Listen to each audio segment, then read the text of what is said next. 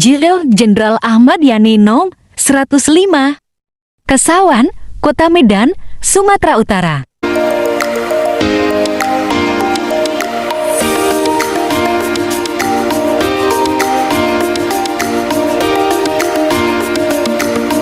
Hai guys, jadi kita udah sampai di Mansion Chong Afi. Perkenalin, ini nama aku Albert. Nama aku Aurelia.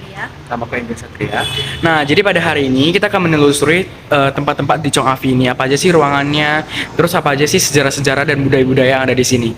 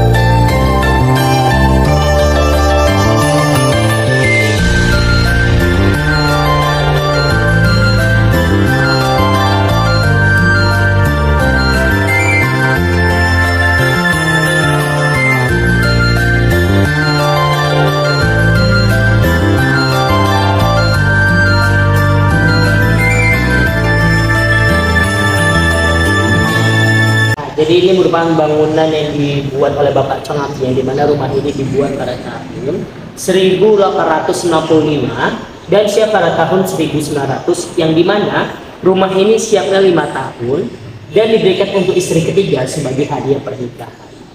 Nah, jadi merupakan foto Bapak Chong Afi dengan keluarga besarnya, yang dimana foto ini diambil pada tahun 1920, tepat perayaan ulang tahun dari Chong Afi waktu berumur 60 tahun. Jadi Chong Afi lahir di Nexian, Guangdong, China. Beliau itu merantau di kota Medan ini mengikuti jejak dari abangnya yang terlebih dahulu memulai bisnis di kota Medan ini. Nah, dan nama abang itu Chong Yunjian. Jadi ini Chong Afi-nya. Ini istri ketiga dari Binjai, keturunan Chinese campur Melayu. Nah, dari istri ketiga ini dia memiliki 7 orang anak. Ini anak pertama, ini suaminya, ini anak kedua, ini istrinya, ini anak ketiga, anak keempat, anak kelima, anak keenam, dan anak ketujuh. Dan yang lain ini merupakan keluarga besar dari Chong Afi. Nah, jadi kan tadi Chong Afi memiliki 3 orang istri. Istri pertama itu dari China, jadi orang tua Chong Afi sampai akhir hidupnya itu di China. Istri kedua dari Penang, Malaysia, jadi Bapak Chong Afi pernah merantau di sana dan menetap di sana. Setelah istri kedua meninggal, baru balik ke kota Medan dan bertemu dengan istri ketiga.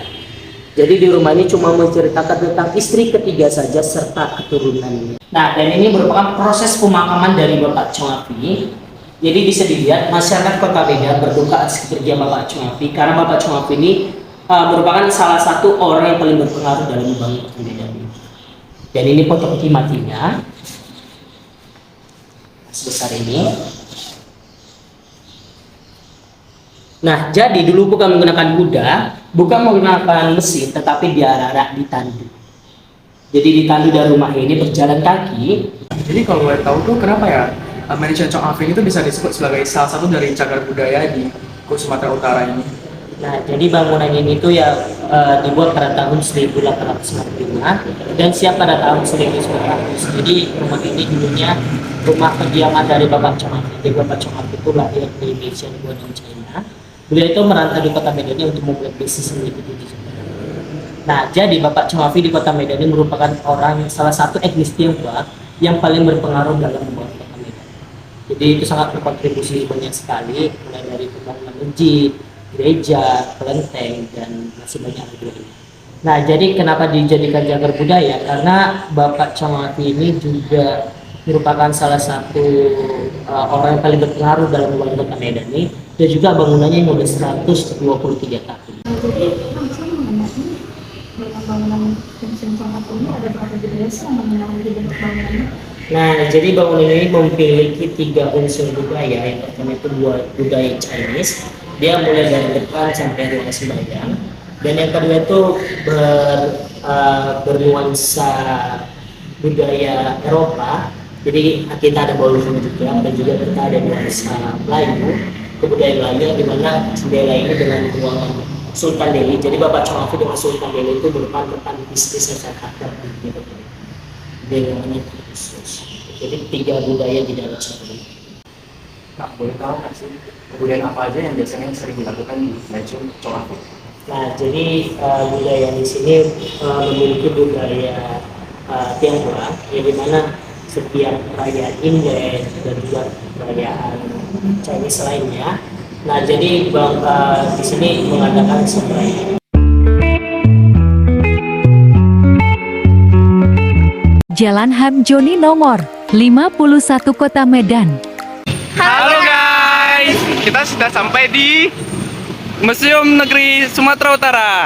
Jadi kita akan masuk ke dalam dan lalu akan menjelaskan apa aja yang ada di dalam. Nama saya Angelika Joli. Nama saya Indra Devano. Nama saya Levin Koman. Sekarang kita lagi ada di museum yang di lantai 2 dan sekarang kita akan mewawancarai ibu yang atas namanya kalau boleh tahu Sumarni Ginting. Nah, ibu ini akan menjelaskan tentang Sumatera Utara dan kebudayaannya. Lihat ini ada suku Melayu. Suku Melayu ini kalau secara sekilas kita lihat, kita tidak tahu bahwa suku Melayu lah penduduk asli kota Medan. Ya, cuman Melayu ini ada dia Melayu Deli, ada Melayu Langkat, ada Melayu Setang, Melayu Batubara. Itu semua dikatakan Melayu. Tapi asli Sumatera di kota Medan ini aslinya adalah Melayu. Ya.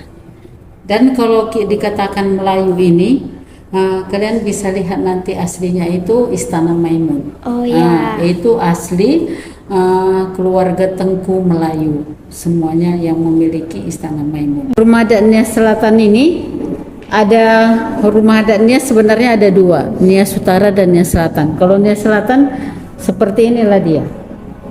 Tapi kalau Nias Utara dia sama dengan rumah adat Papua. Seperti ini. Rumah adat Nias Utara. Itu tadi Nias Selatan.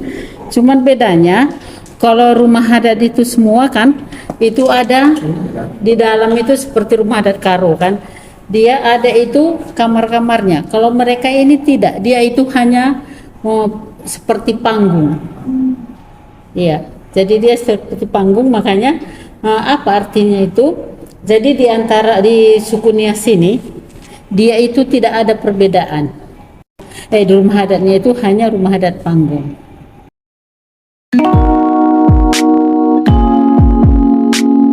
Jalan Brigjen Pratamsunom 66, Kota Medan.